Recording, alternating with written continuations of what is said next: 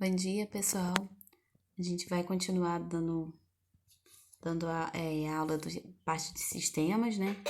A gente falou semana passada um pouquinho de sistema reprodutor, que a gente vai voltar, que vocês já viram que a gente vai voltar para esse tipo de sistema.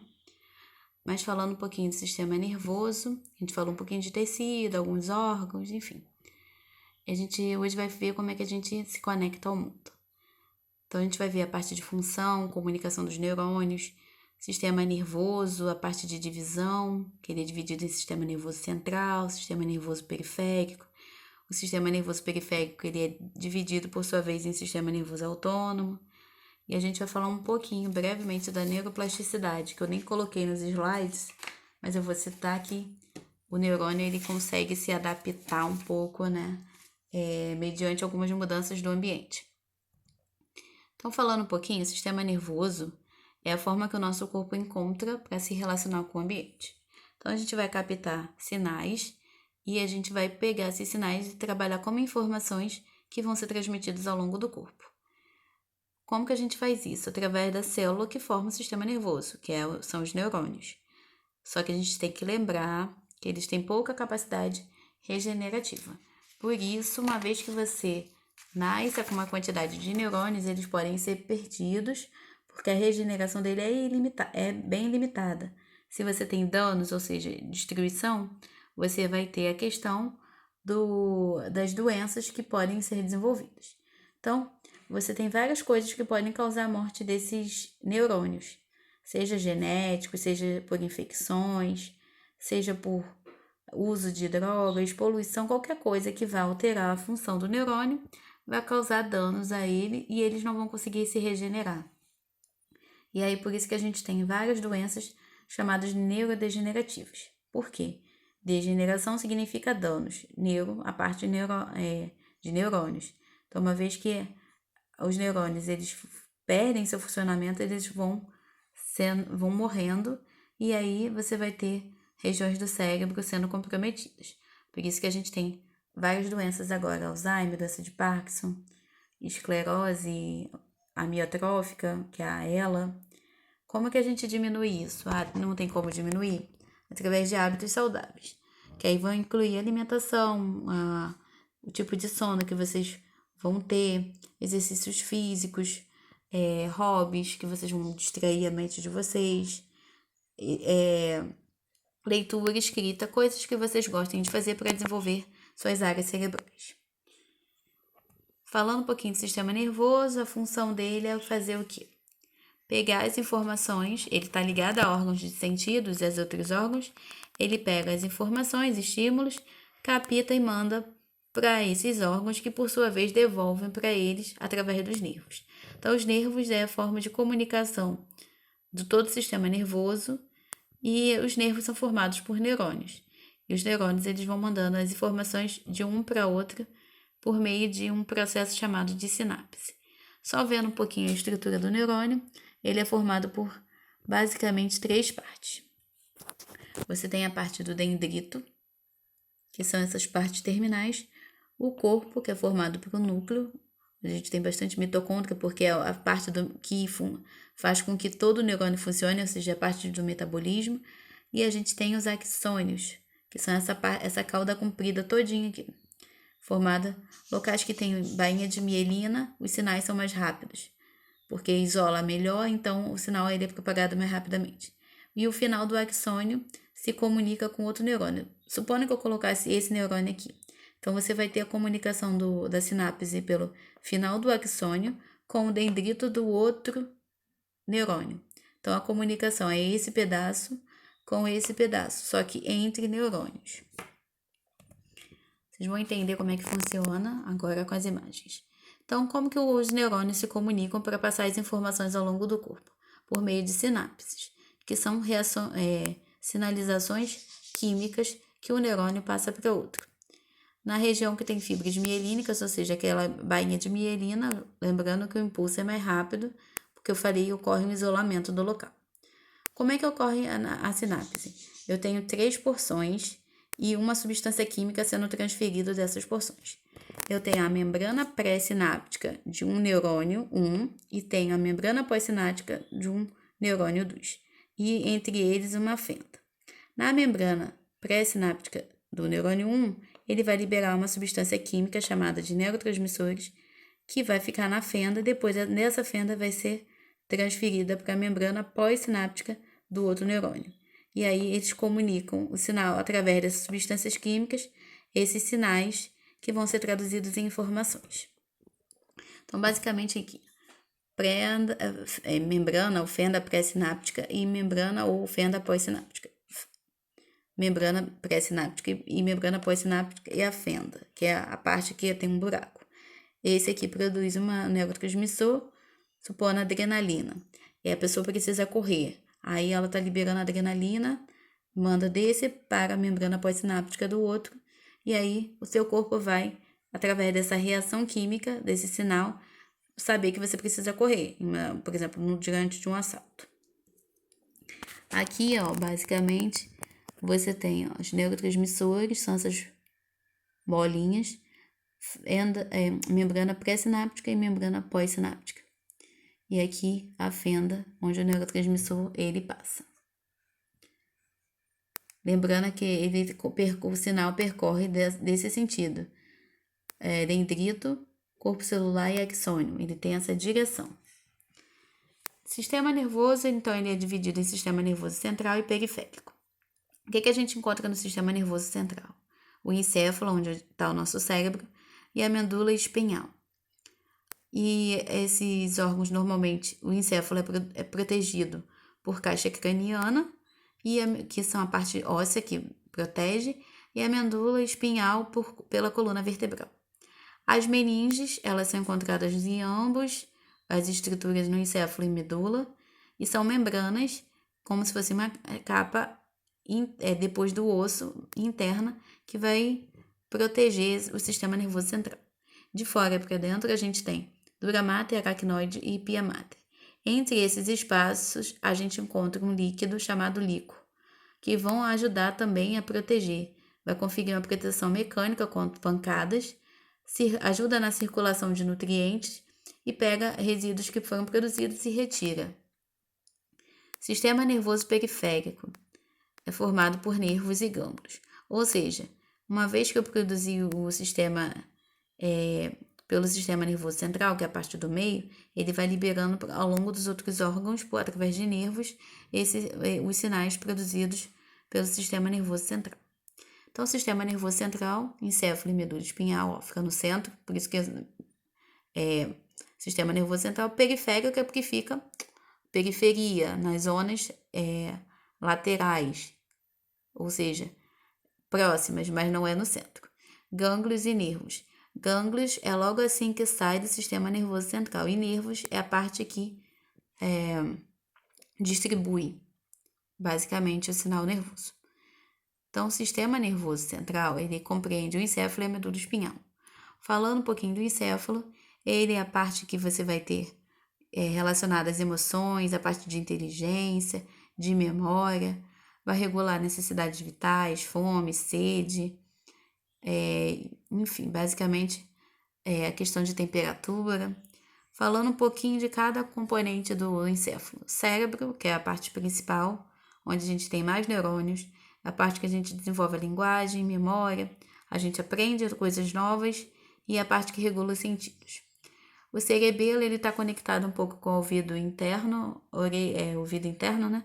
É a parte que é relacionada ao equilíbrio e à postura do corpo. O tálamo, quase que saiu do é outra parte que manda informações e ele vai ser transmitindo as informações para outras áreas do cérebro. Então, ele é uma parte meio de comunicação. Tem grandes funções, não, mas querendo ou não, ele atua ali para ajudar em algum sentido. Hipotálamo, controle da temperatura, então está relacionado com necessidades vitais. Fome, sede, regula na parte de adolescência. Ele ajuda na produção de hormônios para regular as atividades sexuais.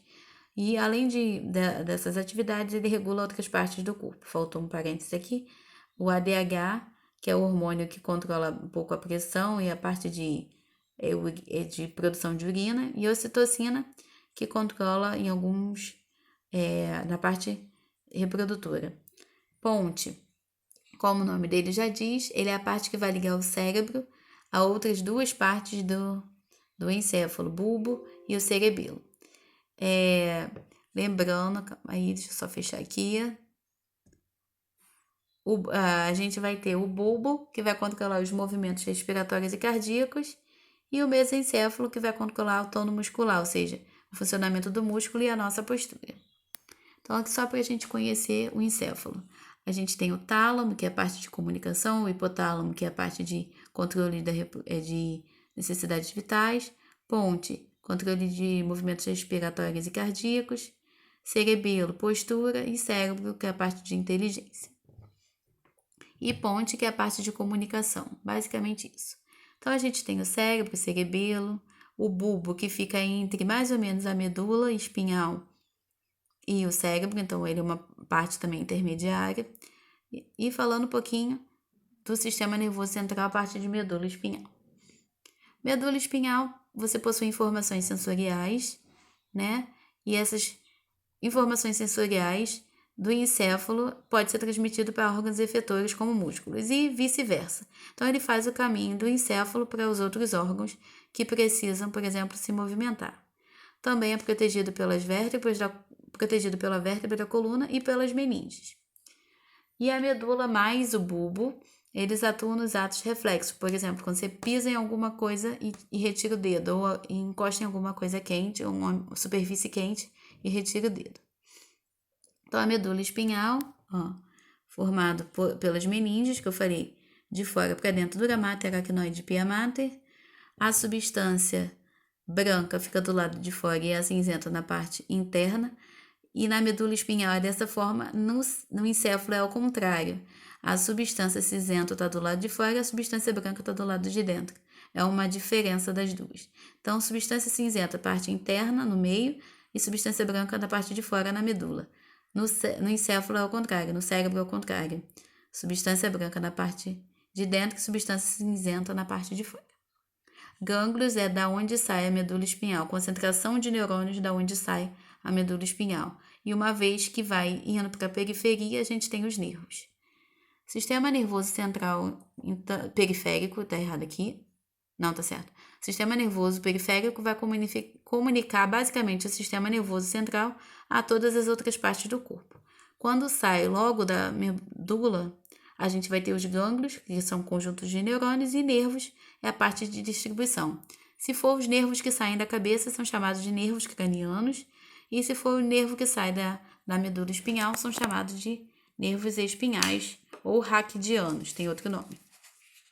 Esse sistema pode ser dividido em sistema nervoso periférico somático e autônomo. O somático é responsável por controlar os movimentos voluntários do corpo, por exemplo, os músculos esqueléticos, eles são comandados pelo sistema nervoso somático. Tirando isso, todos os movimentos involuntários dos órgãos, glândulas e músculos lisos, que revertem normalmente os órgãos, e a gente também tem os movimentos cardíacos, são controlados pelo sistema nervoso autônomo, que a gente vai ver que tem uma outra divisão ali na frente. Então, sistema nervoso central, cérebro e medula espinhal de novo, gânglios e nervos. Então, vamos falar aqui dos nervos, basicamente. Cranianos, que é o que sai da cabeça, são 12 pares, e os raquidianos ou espinhais são esses que são distribuídos ao longo da coluna da medula espinhal, que são 31 pares.